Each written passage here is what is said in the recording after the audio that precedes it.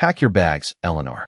This house was never yours, my daughter-in-law said at Sunday dinner, as if she were asking me to pass the salt.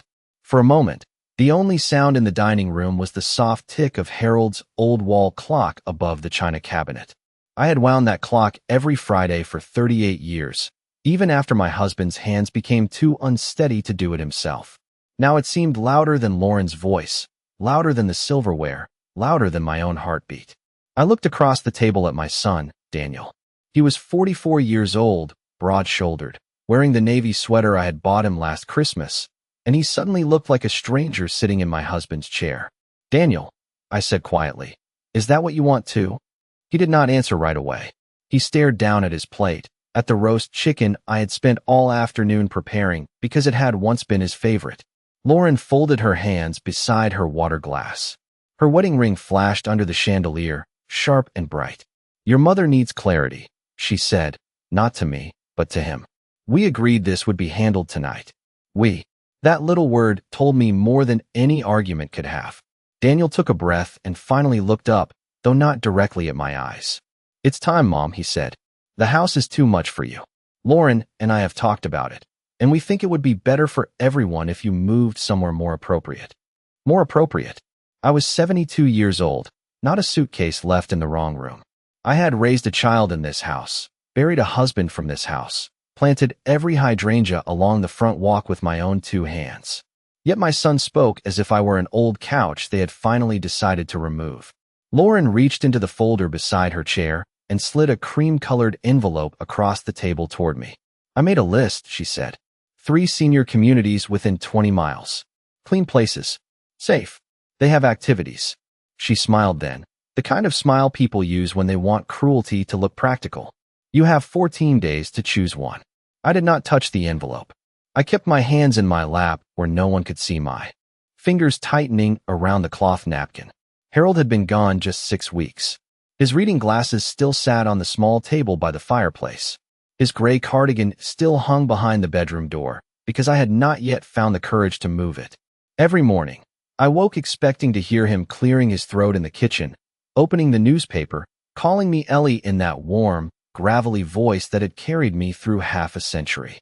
And now, before the lilies from his funeral had even fully dried, my family had decided I was in the way. 14 days, I repeated.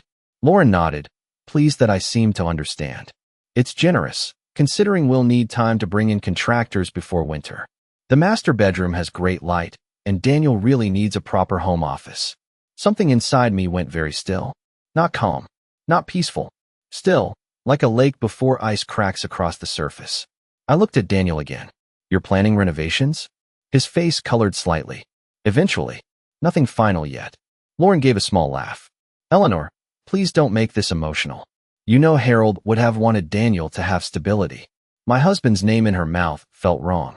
She had never sat beside him through the long nights when his breathing grew shallow. She had never cleaned the medicine bottles from the bathroom counter. She had never held his hand when he whispered that he was worried about me. But she spoke of what he wanted as if she had been handed the script to our marriage. I stood slowly. My knees ached, but I refused to let either of them see it. I placed the napkin beside my plate, careful and neat. I see, I said. Lauren's smile faded, just a little. She had expected tears. Maybe pleading. Maybe an old woman breaking apart right there over cold mashed potatoes and a folder of brochures. Daniel pushed back his chair. Mom, don't be like that. That was when I knew he had already chosen. Not because he asked me to leave. Because he wanted me to make it easier for him to live with asking. I walked from the dining room without raising my voice. The hallway smelled faintly of lemon polish and the lavender sachets I kept in the linen closet. Family photographs lined the wall. Daniel missing his 2 front teeth. Daniel in his baseball uniform. Daniel on his wedding day with Lauren leaning into him like she had always belonged at the center. At the top of the stairs, I paused outside the bedroom Harold and I had shared for 46 years. I packed 1 small suitcase, 2 dresses, a cardigan, my medications, the framed photograph of Harold standing beside Lake Erie in his old brown jacket. Then I opened the bottom drawer of my nightstand and took out the small brass key he had pressed into my hand 3 months before he passed. Use it only when you need to know the truth, he had told me. At the time, I thought grief had made him dramatic. Now I slipped the key into my purse and understood he had been warning me. The next morning, Lauren expected me to visit one of her senior communities. Daniel expected me to apologize for making dinner uncomfortable. Instead, I drove 12 miles to First National Bank, parked beneath a bare maple tree, and walked inside with Harold's key in my hand. I had not been inside First National Bank since Harold was alive. He used to handle the safe deposit box himself, always joking that marriage worked best when one person remembered passwords and the other remembered birthdays. The lobby smelled of carpet cleaner and burnt coffee from the small machine near the waiting chairs. A young teller glanced at my suitcase, then at my face, and gave me the careful smile people give widows when they are not sure whether to speak softly or normally. "I need access to a safe deposit box," I said, placing Harold's brass key on the counter. My voice sounded steady. That surprised me. The manager, Mr. Alan Pierce, recognized my name almost immediately. He was in his late 50s, with silver at his temples and a navy tie loosened just enough to suggest he had already had a long morning. "Mrs. Whitaker," he said, standing from his desk. "I am very sorry about Harold. He was a good man." I nodded because if I opened my mouth too quickly, I might have said something that belonged only to grief. He led me down a short hallway to the vault room, where the air was cooler and quieter. Every sound became smaller there. The turn of the lock, the slide of the metal drawer, the soft scrape as he placed the long gray box on the private table and stepped out to give me space. For a moment, I only stared at it. Harold had always been careful, but never secretive. At least that was what I had believed. I placed both hands on the lid and remembered the afternoon he gave me the key. He had been sitting in his recliner by the front window, a blanket over his knees, sunlight resting on his white hair. His voice had been thin, but his eyes were clear. "Ellie, someday people may tell you things that sound official. Do not believe words just because they come in envelopes." I had kissed his forehead and told him not to worry. I thought he meant hospital bills, insurance forms, all the paperwork that follows the end of a life. I did not understand that he was talking about Daniel. I opened the box. Inside were several folders bound with blue clips, a small black notebook, and one envelope with my name written in Harold's careful handwriting. "Eleanor first." I touched the envelope but did not open it yet. I was not ready for his voice. Instead, I lifted the first folder. The top page read Whitaker Family Living Trust. My name appeared on the next line. "Trustee. Sole controlling trustee upon Harold James Whitaker's death." I read it once. Then again. The words did not warm me. They steadied me. The house on Hawthorne Lane was listed first. Then the lake cottage outside Sandusky.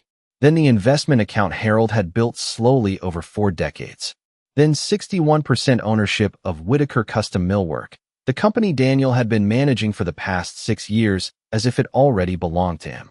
My hands did not shake now. They became very still on the paper. Harold had not forgotten me. He had not left me dependent on anyone's kindness. He had built a wall around me so quietly that even I had not seen it. I sat down in the little chair beside the table and finally opened the envelope. The letter inside was only 2 pages, but I could hear him in every line. "My dear Ellie, if you are reading this, then I am gone, and someone has made. You feel small in the life we built together. I hope I am wrong. I hope Daniel remembers the boy you raised, not the man others may try to shape. But if he does not, I need you to know the truth before anyone else tells you a lie. Everything we protected is under your control. Not because I doubted you, but because I trusted you more than anyone." I stopped reading when the letters blurred. I pressed the paper flat with my palm and breathed through the ache until the room came back into focus. There was another folder beneath the trust documents, marked amendments. Harold had added them 8 months before he passed. Around the same time, Lauren began visiting more often with homemade soup and questions about property taxes. One amendment stated that Daniel's inheritance could be delayed or reduced if he attempted to remove me from my primary residence, pressure me into signing over assets, or allow another person to do so on his behalf. I almost smiled then, not because it was funny, because Harold had seen what I refused to see. He had watched Lauren compliment my curtains while measuring the windows with her eyes. He had heard Daniel talk about repairs and future plans without ever asking what future I wanted. He had known. I gathered the folders carefully and placed them in my tote bag. Before leaving, I asked Mr. Pierce for a private room and called Margaret Collins, the attorney who had handled Harold's estate. She answered on the second ring. Eleanor, she said gently. I wondered when you would call. That sentence told me she had been waiting for this day too. I looked through the glass wall at the bank lobby, at people depositing checks and signing forms, everyone moving through ordinary errands while my life rearranged itself in silence. Margaret, I said, Daniel and Lauren gave me 14 days to leave my home. There was a pause, not of surprise, but of restraint. Then she said, do not sign anything. Do not agree to anything. And do not tell them what you found. I closed my eyes. For the first time since Harold died, I felt something stronger than loneliness. Not anger exactly. Not revenge. A clean, cold understanding. They think I am visiting. Senior communities today, I said. Margaret's voice softened. Then let them keep thinking that. When I walked back to my car, the suitcase was still on the back seat, small and pitiful in the morning light. I looked at it and thought about Lauren standing in my dining room, handing me brochures as if she had already packed away my life. I started the engine, but I did not drive home. Not yet. I drove to Susan Miller's house 2 towns over, carrying Harold's letter in my purse and the truth beside me like a loaded silence. Susan Miller opened her front door before I had even reached the top step. She had always been that way, watching through the curtains whenever someone pulled into her driveway, pretending she had just happened to be near the entryway. At 71, she still wore her copper hair in the same neat bob she had worn when our boys played Little League together. Though now the color came from a box she bought every 6 weeks at the pharmacy. Eleanor, she said, looking from my face to the suitcase in my hand. She did not ask the foolish questions people ask when the answer is standing right in front of them. She simply stepped aside. Come in.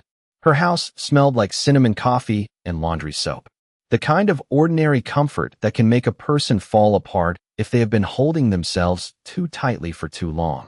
I set my suitcase near the hallway bench and followed her into the kitchen, where a yellow ceramic clock ticked above the stove and a bowl of apples sat in the center of the table. Susan poured coffee into 2 mugs without asking. Mine had blue flowers around the rim. I remembered buying it for her at a church bazaar 15 years earlier. Daniel? She asked. Just his name. That was enough. I sat down, folded my hands around the warm mug, and told her everything. Not dramatically, not with tears. I told her about the dinner, the envelope, the list of senior communities, the 14 days, the way Daniel looked at his plate instead of at me. Then I told her about the bank, the safe deposit box, Harold's letter, and the trust documents now sitting in my tote bag like quiet witnesses. Susan listened without interrupting. Her mouth tightened only once, when I repeated Lauren's words about the master bedroom having great light. That woman was measuring your curtains before Harold was even gone, Susan said finally. I saw it at the reception after the service. I looked up. What do you mean? Susan leaned back in her chair, both hands around her mug. At the house, after the burial. You were in the living room with Pastor Williams. Lauren was near the stairs with Daniel.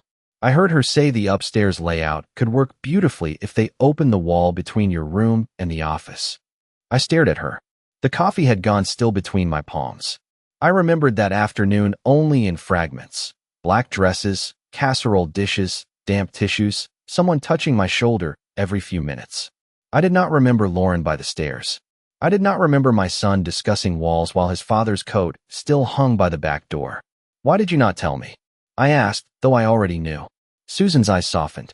Because your husband had just been buried. Because you looked like one more sentence would break you. And because I hoped Daniel would come to his senses. I looked toward the window. A squirrel moved along the fence outside, quick and purposeful, gathering for whether it could feel coming. He did not, I said. Susan reached across the table and covered my hand with hers. No, he did not. For the rest of that afternoon, I stayed in her guest room, the one with the quilted bedspread and the watercolor painting of a covered bridge. I placed Harold's photograph on the nightstand. The room was kind, but it was not mine. Every object reminded me that I had been pushed out of a house where my fingerprints lived on every cabinet handle, every recipe card, every flower bed along the porch. At 6 o'clock, my phone buzzed. Daniel. I let it ring until the screen went dark. A minute later, a message appeared. Mom, Lauren says you left without taking the brochures. Please do not make this harder than it needs to be. I read it twice. Not are you safe? Not where are you staying? Not I am sorry. Just a request for me to make my own removal more convenient. I placed the phone face down.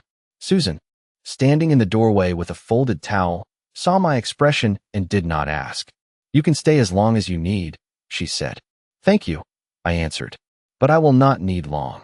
That night, while Susan watched an old game show in the living room, I sat at her small writing desk and made a list. Not of what I had lost, of what I needed to confirm.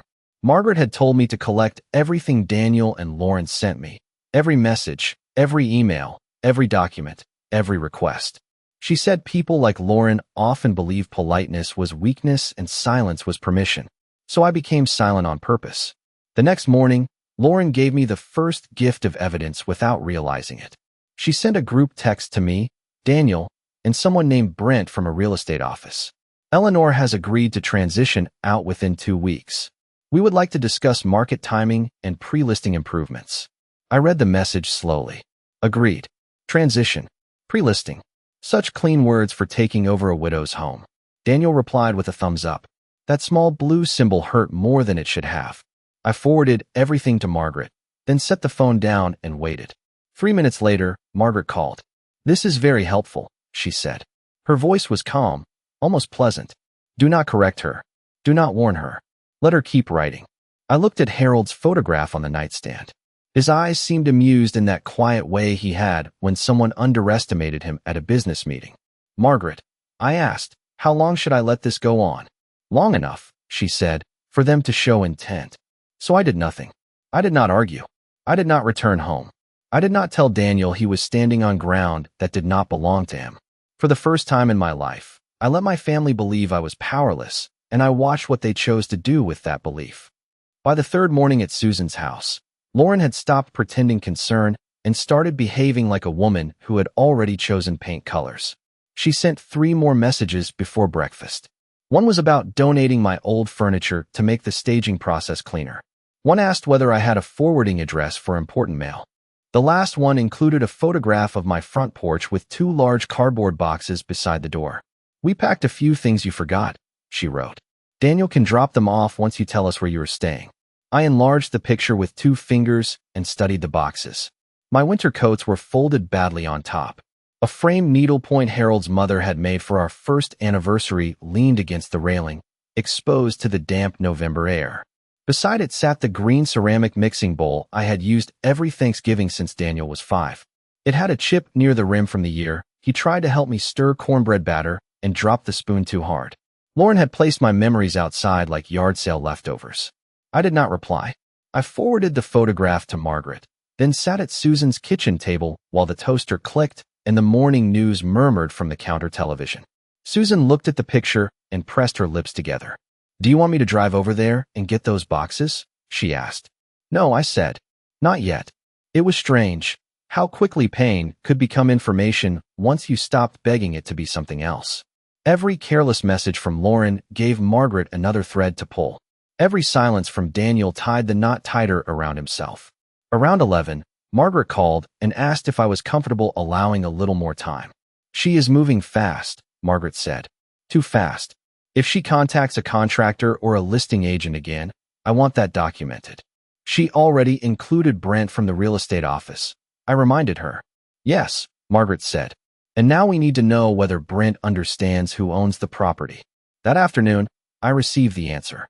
Brent Caldwell sent an email to the group thread, polite and polished, with his photo beneath his signature and the slogan, helping families move forward.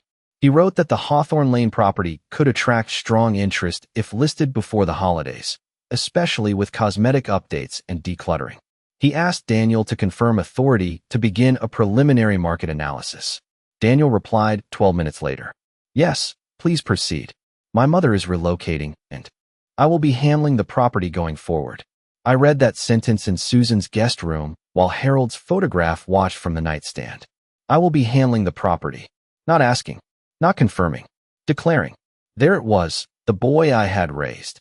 Now using the language of ownership over a home he had not paid for, repaired, or protected. I wondered whether he remembered the summer the roof leaked and Harold took extra carpentry jobs while I worked evenings at the library to cover the repairs. I wondered if he remembered me scraping wallpaper from the upstairs hallway while he did homework at the kitchen table. Children rarely see the cost of a home. They only remember the comfort. Lauren, though, saw cost perfectly. She saw square footage, equity, resale value, sunlight through the master bedroom windows. That evening, Susan and I drove past Hawthorne Lane, not stopping, just slowly enough for me to see what had changed. A white contractor's truck sat in the driveway. My porch boxes were gone, but not inside. They had been moved beside the trash bins near the garage. The hydrangeas were trimmed back too harshly, bare stems sticking up from the soil like little accusations. Through the front window, I could see Lauren standing in my living room with a man holding a tablet. She pointed toward the fireplace. The same fireplace Harold had built the year Daniel turned 12, brick by brick, after watching 3 tutorials from a public television show and refusing to admit he needed help until the mantel sat crooked. I had laughed so hard that day he threatened to make me finish it myself. The memory came so clearly I had to close my eyes. "Keep driving," I told Susan. She did. Back at her house, I listened to the voicemail Daniel had left while we were out. His voice was tired, irritated, almost wounded, as if I had inconvenienced him by not disappearing properly. "Mom, Lauren is trying to help everyone move forward. You leaving like this is making her look bad, and honestly, it is making me question whether you are thinking clearly. Just call me. We need to get the paperwork done before this becomes a mess." I played it again. Not because I wanted to hear him, because Margaret had asked me to save everything. Before bed, I opened Harold's letter one more time. "Let them show you who they are before you decide what they deserve." I ran my thumb over the words until the paper softened under my skin. Then I placed the letter back in its envelope and turned off the lamp. In the dark, I finally understood something that should have frightened me, but did not. Lauren had never truly wanted me out because I was old. Daniel had never truly believed the house was too much for me. They wanted me out because as long as I was inside those walls, they had to pretend it was still my life. Once I was gone, they could call it practical. They could call it progress. They could call it theirs. The next morning, Margaret filed a formal notice with Brent Caldwell, the contractor, and Daniel. By noon, Lauren called me directly for the first time since dinner. I let it go to voicemail. Her message was only 21 seconds long, but it told me everything. "Eleanor, whatever you think you are doing, stop. You are embarrassing Daniel. Come home tomorrow, sign the documents, and we can still handle this privately." I stood in Susan's quiet hallway, phone in hand, and almost smiled. She had finally invited me home. The next morning, I dressed with more care than I had in weeks. Not for Lauren, not for Daniel, for myself. I chose a charcoal dress Harold had always liked because he said it made my silver hair look elegant, then pinned my small pearl brooch near the collar. Susan stood in the doorway of her guest room, holding a lint roller like a weapon she did not know whether to use. "Are you sure you want to go back there today?" she asked. I fastened my watch, the one Harold gave me on our 40th anniversary. "No," I said, "but I am going." She nodded because that was the kind of friendship we had. She did not confuse fear with weakness. Margaret picked me up at 10 o'clock sharp in a dark blue sedan that smelled faintly of leather and peppermint. She wore a cream coat, carried a square black briefcase, and looked exactly like the sort of woman who had spent 30 years teaching greedy people that paper could be sharper than anger. "Remember," she said as we turned on a Hawthorne Lane, "you are not there to explain yourself. Let them talk. Let them assume. People reveal the most when they think they are in control." I watched the familiar houses pass by, their lawns covered with late autumn leaves, their porch flags moving gently in the cold air. By the time my house came into view, my throat had tightened. My house. Even after everything, those words still rose inside me before I could stop them. There were 3 cars in the driveway. Daniel's black pickup, Lauren's white sport utility vehicle, a silver sedan I did not recognize. "Who else is here?" Margaret asked. "Lauren's sister drives a silver sedan," I said. "So does her mother." Margaret's mouth curved slightly. "Good. An audience often encourages confidence." I almost laughed, but the sound would not come. Lauren opened the door before we rang. She was wearing a pale beige sweater, fitted slacks, and the expression of someone prepared to be reasonable in front of witnesses. Her eyes flicked to Margaret, then back to me. "Eleanor," she said, "I thought we agreed this should be family only." "We did not agree to anything," I said. My voice was calm enough that I barely recognized it. Lauren's smile held, but only by force. "Well, come in. Daniel has been very worried." The house smelled different. Not bad, just wrong.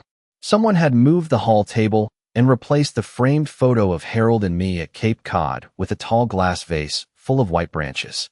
My coat hooks were empty. My walking shoes were gone from the mat. In the living room, Lauren's mother, Patricia, sat stiffly on the sofa beside Lauren's sister, Megan. Brent Caldwell, the real estate agent, stood near the fireplace with a folder tucked under one arm. Daniel was by the window, looking exhausted and irritated, as if my resistance had interrupted a business trip. "Mom," he said. Finally. That one word landed softly and still managed to bruise. Finally. As if I were late to my own removal. Lauren gestured toward the dining room table, where several documents had been arranged in neat stacks. "We kept it simple," she said. "Nothing confusing. Just acknowledgement that you are voluntarily relocating and allowing Daniel to manage the property transition." Margaret stepped forward. "I will review those." Lauren's smile thinned. "And you are?" "Margaret Collins, Mrs. Whitaker's attorney." The room changed temperature. Not literally, but I felt it. Patricia straightened. Brent looked down at his shoes. Daniel's face tightened. Lauren gave a small laugh. "Attorney? Eleanor, this is exactly what I meant when I said you were making things harder." I walked to the dining room table and looked at the papers. My name appeared in several places. Eleanor Whitaker acknowledges. Eleanor Whitaker agrees. Eleanor Whitaker transfers. The words sat there like traps covered in polite ink. "Did you write these?" I asked. Daniel shifted. Lauren found a template online. Brent said we would need something in writing before moving forward. Brent quickly lifted both hands. "I suggested legal review, actually." Lauren shot him a look. Margaret picked up the top page, read 3 lines, then set it down without expression. "Mrs. Whitaker will not be signing this." Daniel exhaled sharply. "Mom, please. You are acting like we are stealing from you." I looked at my son then. Really looked at him. The boy who once ran to me with scraped knees. The man who had packed my life into boxes and left them near the garage. "Daniel," I said, "what do you think you are taking?" He blinked, confused by the question. Lauren answered for him. "We are not taking anything. We are helping transition a family asset." Margaret opened her briefcase and removed a thick folder. She placed it on the table with a quiet sound that made everyone look. "Then it is time we clarify whose asset it is." Lauren's face remained composed, but her fingers tightened around the back of a chair. Margaret opened the folder to the first page. "The Hawthorne Lane residence is held by the Whitaker Family Living Trust. Upon Harold Whitaker's passing, Eleanor Whitaker became sole controlling trustee.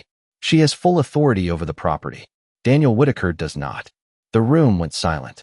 Daniel stared at the page as if the words might rearrange themselves if he waited long enough. Lauren leaned forward. "That cannot be right." Margaret turned another page. "It is right." Patricia whispered Lauren's name, but Lauren ignored her. Harold would never cut Daniel out of the house. For the first time, I spoke before Margaret could. "Harold did not cut Daniel out," I said. "Daniel stepped away when he decided I no longer belonged here." Daniel looked at me then, and something like panic moved across his face. Not sorrow. Not yet. Panic. Because he finally understood that the old woman he had tried to remove had never been the guest. Lauren was the first to recover because people like her rarely stay silent when silence begins to expose them.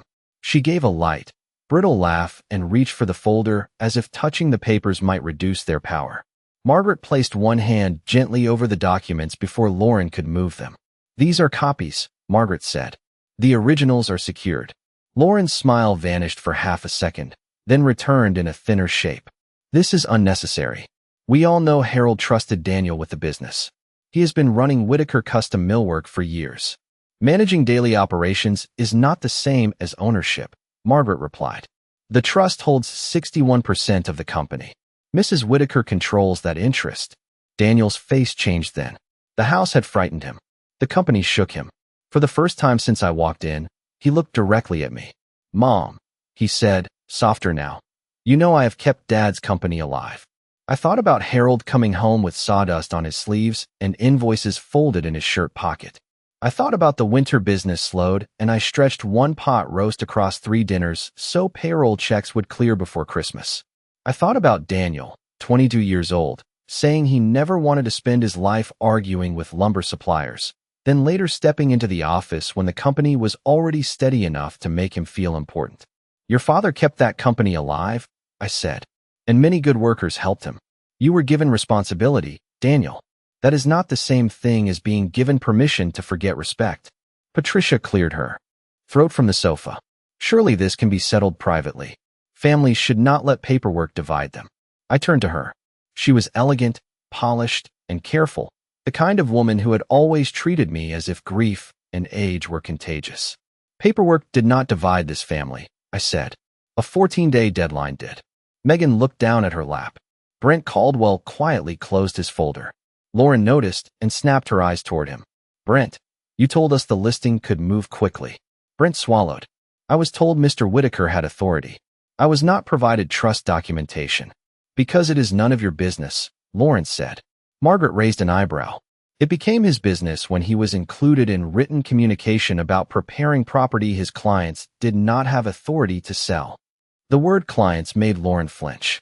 Daniel stepped closer to the table. All right, fine. We should have handled it differently. But Mom, you know the house is too big. Lauren and I were only trying to make a plan. A plan for whom? I asked. He opened his mouth, then closed it. I waited. The old me would have helped him. I would have softened the question, offered him a way out, pretended not to see the selfishness gathering behind his eyes. I had spent most of my life translating careless behavior into kinder intentions because that is what mothers are trained to do. But that morning, standing in my dining room with my name on papers I had never agreed to sign, I let the silence do its work. Lauren filled it. For everyone, she said sharply. This house needs a family. Children. Life. Not one elderly woman wandering around with memories. The words landed, and for a moment even Daniel looked ashamed. Not enough to defend me, but enough to know she had said too much. I glanced toward the fireplace, where Harold's photograph used to sit before someone moved it. Memories are not empty, Lauren, I said. They are the reason this house exists. Margaret removed another document from her folder.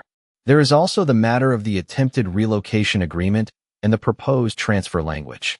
Mrs. Whitaker did not consent to these documents. She did not authorize pre-listing activity. She did not authorize removal of her personal property from the residence. Daniel rubbed his forehead. No one removed anything important. I looked at him with such stillness that he stopped moving. Your grandmother's needlepoint was by the trash bins. He looked away. That was his confession, not in words, in the movement of his eyes. Lauren crossed her arms. Those boxes were not trash. They were clutter. The house needed to be presentable. To whom? Margaret asked. Lauren did not answer. Patricia stood suddenly. Lauren, perhaps we should go. But Lauren was beyond retreat now. Her face had flushed, and the polished mask she wore so well was cracking at the edges. This is ridiculous. Eleanor cannot manage all of this alone. The house, the trust, the company. She is grieving. She is emotional. Daniel is the practical choice. There it was. Not concern. Replacement. I took Harold's letter from my purse. I did not open it. I did not need to read it aloud. Just holding it steadied me. I managed this home when interest rates were high and money was thin. I managed your father through illness. I managed employees' Christmas bonuses when the company had barely enough in reserves. I managed Daniel's childhood, his college applications, his wedding rehearsal dinner, and every holiday Lauren later called too stressful to attend. Daniel's mouth tightened. Mom. No, I said gently. The word surprised all of us. It was not loud. It did not need to be. You do not get to call me confused because I finally stopped making your choices comfortable. The room became completely still. Outside, a truck passed slowly along Hawthorne Lane, its tires whispering over dry leaves. Ordinary life continued just beyond the windows, but inside that dining room, something old and false was ending. Margaret slid the final page across the table. Mrs. Whitaker is prepared to resolve this without court involvement, provided all unauthorized activity stops immediately. No sale discussions. No contractors. No removal of property. No pressure to sign documents. Daniel and Lauren will also provide a written accounting of any trust or company materials accessed in the past 30 days. Daniel stared at the page. And if we refuse? Margaret's expression did not change. Then we proceed formally. Lauren turned to me, and for the first time her voice lost its sweetness entirely. You would do that to your own son? I looked at Daniel. Then at the table where my life had been reduced to forms they hoped I would sign without reading. No, I said. He did this when he decided I was easier to remove than to respect. Daniel's shoulders dropped. Lauren's face went pale. And I knew, with a sadness deeper than victory, that they had expected an old woman to beg for a place in her own home. Instead, they had found the owner waiting behind her silence. Daniel did not sign the acknowledgement that morning. He stared at Margaret's page for almost a full minute, then pushed it back as if the paper had burned him. I need time, he said. Lauren's head snapped toward him. Daniel. He did not look at her. That was new. Not courage, exactly. More like the first crack in a wall built from habit. Margaret collected the documents without comment. You have until 5 o'clock tomorrow afternoon to confirm in writing that all unauthorized actions have stopped. Brent Caldwell excused himself first, murmuring something about needing to update his files. Patricia and Megan followed him within minutes, their coats buttoned quickly, their eyes carefully avoiding mine. People love to witness confidence. They are less comfortable standing beside embarrassment. When only the four of us remained, the house felt larger than it had before, as if every room had drawn back to listen. Lauren stood near the fireplace, her arms folded tightly. Daniel remained by the table. I looked around the dining room and noticed more small changes. The lace runner Harold bought me in Vermont was gone. The cabinet that held my blue willow plates had been emptied halfway. Someone had placed my good silver in a cardboard box near the kitchen door. I walked to it slowly and lifted one wrapped fork from the top. It was part of the set Harold and I saved for during our first 10 years of marriage, buying one place setting at a time because we could not afford the whole box at once. This was going where? I asked. Lauren inhaled sharply. Storage. Nobody uses formal silver anymore. I do, I said. 2 words. Nothing more. I placed the fork back into the box and looked at Daniel. Before I leave today, you will bring every box of my belongings back inside. He rubbed both hands over his face. Mom, can we not turn this into a punishment? That almost made me laugh. Not because it was funny, but because the word punishment sounded so small compared with what they had done. Asking you to return what you moved without permission is not punishment, I said. It is correction. Lauren stepped forward. You are enjoying this. I turned to her. For years, I had treated Lauren like a fragile bridge to my son, something I had to cross carefully or risk losing him. I had swallowed her late cancellations, her polite insults, her habit of making every holiday inconvenient unless it centered her.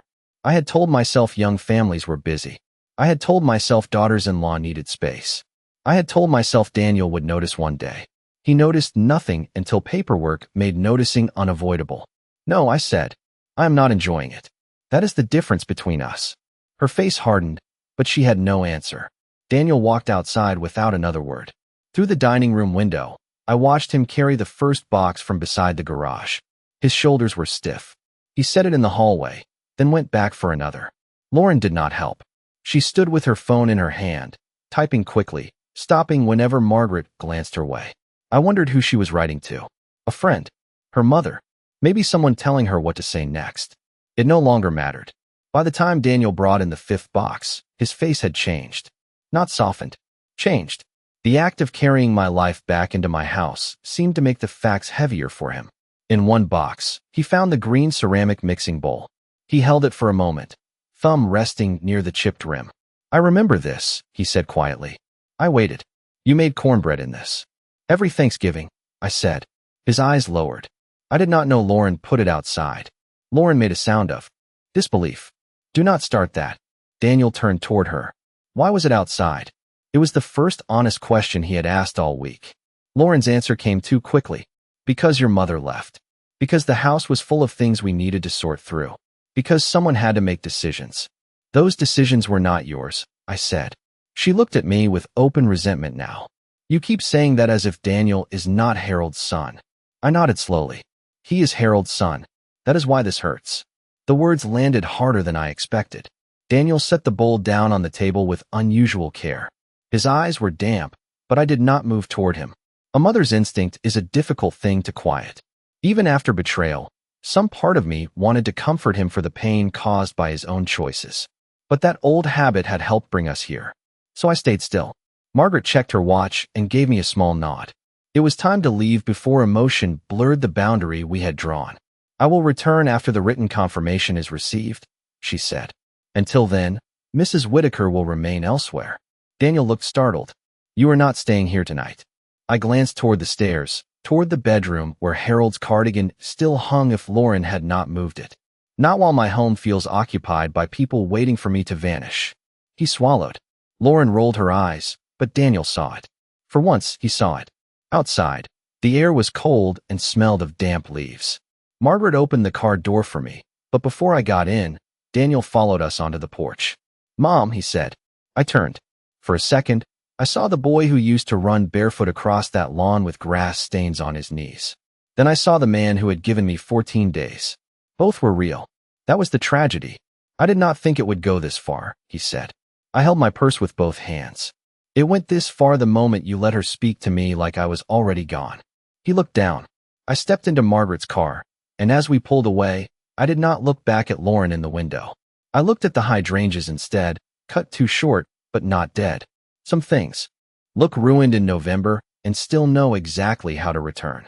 Daniel's written confirmation arrived the next afternoon at 4:46, 14 minutes before Margaret's deadline. It was not an apology. It was not even a full admission. It was a stiff little email with careful sentences that sounded more like Margaret had frightened him than his conscience had found him. All property discussions will stop immediately. No contractors will enter the residence without written authorization. No personal belongings belonging to Eleanor Whitaker will be removed, donated, discarded, or relocated. I read it twice at Susan's kitchen table while rain tapped softly against the window. Susan stood at the stove stirring tomato soup, pretending not to watch my face. Is it enough? She asked. For now, I said. Margaret called 10 minutes later. It gives us the next step, she said. I recommend you return tomorrow with a locksmith, an inventory service, and me. Not alone. The old Eleanor would have said that sounded excessive. The old Eleanor would have worried about embarrassing Daniel, upsetting neighbors, making things look worse than they were. But the old Eleanor had been standing in the way of the truth for too long. Tomorrow, I said. That night, I slept badly. Not because I feared Lauren. Not because I feared Daniel. I feared the feeling of walking back into my own home, as if asking permission from the ghosts of who we used to be. Before dawn, I sat on Susan's guest bed and looked at Harold's photograph. You knew, I whispered. His smile in the frame did not change. By 9 the next morning, Margaret and I pulled up behind a locksmith's van and a small inventory company car. A neighbor across the street lifted her blinds. Another slowed while walking his dog. I felt the heat of being observed, then let it pass.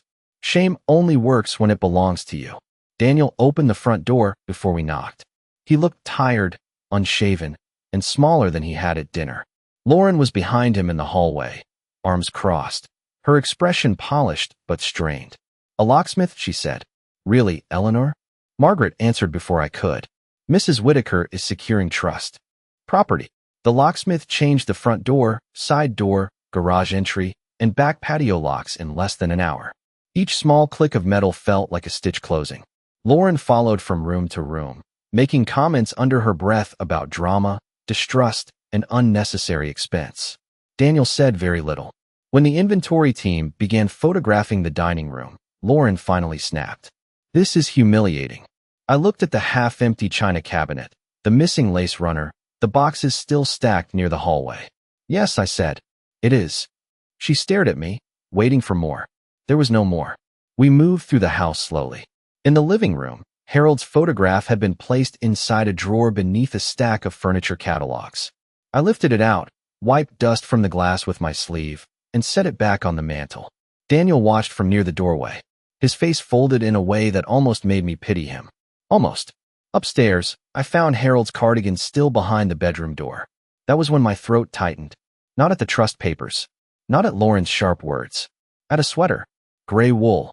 Stretched at the elbows, still holding the shape of a man who would never wear it again. I touched the sleeve once, then stepped back. Lauren stood in the hall, quieter now. Perhaps even she understood that some things should not be handled carelessly. Or perhaps she was simply calculating what damage had already been done. In the office, Margaret found a folder on the desk labeled transition plans.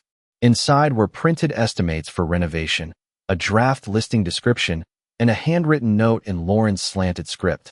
Move Eleanor out before Thanksgiving, stage by December, list early January. Beneath that was another line. Daniel must not hesitate. Margaret photographed every page. Daniel saw the note and went pale. Lauren, he said, his voice low. What is this? She stepped forward quickly. Planning. That is all. Somebody had to think ahead. Before Thanksgiving? He asked. Dad has been gone 6 weeks. For the first time, the grief in his voice sounded real. Late, but real. Lauren's eyes narrowed. Do not act shocked now. You agreed the house. Made sense for us. I agreed Mom needed help, he said. Not this. I stood by the office window, watching rain gather on the glass. There it was again, Daniel trying to separate himself from the result of choices he had allowed. Maybe he had not written the note. Maybe he had not placed Harold's photo in a drawer. Maybe he had not personally called the contractor. But he had given Lauren the space to do it. That kind of betrayal does not always shout. Sometimes it simply steps aside and lets another person do the harm. Margaret closed the folder. This will be retained. Lauren laughed once, sharp and humorless. You are all acting like I committed some crime by trying to create a future. I turned from the window. A future built on erasing me is not a future. It is theft with curtains. No one spoke. Even the inventory woman paused with her camera lowered. Daniel sat down in Harold's desk chair, then seemed to realize where he was and stood again immediately. His eyes were wet now.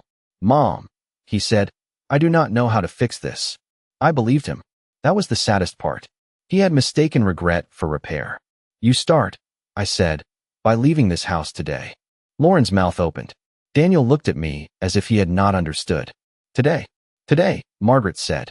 Mrs. Whitaker is allowing temporary access by written appointment only while the legal review continues. You both have until 6 o'clock to remove personal items that are clearly yours. Lauren turned to Daniel, waiting for him to object. He did not. Outside, the rain slowed. Somewhere downstairs, the new front lock clicked into place for the final time, clean and certain. By 5:30, Daniel's pickup was backed into the driveway with 2 suitcases, a garment bag, and 3 plastic storage bins in the bed. Lauren moved through the house like a woman packing for a trip she believed someone else had ruined. She opened cabinets too loudly, pulled hangers too sharply, and muttered about lawyers, manipulation, and ungrateful people under her breath. I stayed in the living room with Margaret, listening without answering. There was a time when every sound of conflict in my home would have sent me rushing to smooth it over. I would have offered coffee. I would have apologized for tension I had not created. I would have begged everyone to sit down and talk like family. That version of me felt very far away now, like a woman I used to know from church but had not seen in years. Daniel came downstairs carrying a box of office files. He stopped near the fireplace, where Harold's photograph had been returned to the mantel. For several seconds, he only looked at it. Dad would hate this, he said quietly. I did not look away from him. Your father would hate why this became necessary. His jaw tightened, but he nodded once. Lauren appeared behind him with a suitcase, her cheeks flushed and her hair no longer perfectly smooth. Are we finished with the performance? She asked. Daniel closed his eyes briefly. Lauren, stop. 2 simple words. Too late, but still the first time I had heard him place a boundary between her cruelty and my dignity. She stared at him as if he had betrayed her. Maybe, in her mind, he had. By 6 o'clock, the house was nearly quiet again. The inventory team had left. The locksmith had gone. Margaret stood near the front hall reviewing one final document while Daniel waited by the open door. Lauren was already in the passenger seat of the pickup, looking straight ahead, her profile pale against the evening light. Mom, Daniel said, and this time the word did not sound like a demand. It sounded like a man reaching for a door he had closed himself. I stepped onto the porch. The air was cold enough to sting my cheeks. Across the lawn, the hydrangeas stood cut back and bare, but I could see the thick roots at the base, still alive beneath all that damage. Daniel swallowed. I am sorry, he said.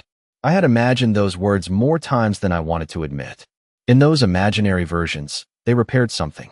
They brought him back to me with the fullness of the boy I had loved, the boy who once slipped drawings under my bedroom door when I was sick, the boy who cried the first time Harold took him fishing because he felt sorry for the worms. But real apologies do not erase real choices. They only mark the place where truth finally stops. Being denied. I believe you are sorry now, I said. His eyes filled. I did not think of it as throwing you away. That is because you let Lauren choose the words, I said. But you accepted the result. He looked down at the porch boards Harold had sanded and stained himself 20 years earlier. Can I fix it? The question was so small. So late. I wished the answer were easier. Not today, I said. Maybe not soon. You can begin by living somewhere else, getting your own legal advice, and deciding whether you want to be a son or simply an heir. He flinched, but he did not argue. Margaret joined us and handed him a written notice outlining temporary restrictions, company review procedures, and future communication through her office. He took it without reading, as if he finally understood that every paper in this story deserved more respect than he had given mine. Lauren rolled down the truck window. Daniel, let us go. Her voice was sharp, but not powerful anymore. Just sharp. There is a difference. Daniel looked at me one last time. I will call when Margaret says I can. I nodded. Then he walked to the truck, climbed in, and drove away from the house where I had once taught him how to tie his shoes. I stood on the porch until the taillights disappeared at the end of Hawthorne Lane. Margaret waited beside me without speaking. Good attorneys understand documents. Great ones understand silence. When she finally left, the house did not feel peaceful right away. It felt stunned. Rooms do that after too many wrong voices have passed through them. I walked slowly from the entryway to the dining room, touching the back of each chair as I passed. At the table, I picked up the cream-colored envelope Lauren had slid toward me days earlier.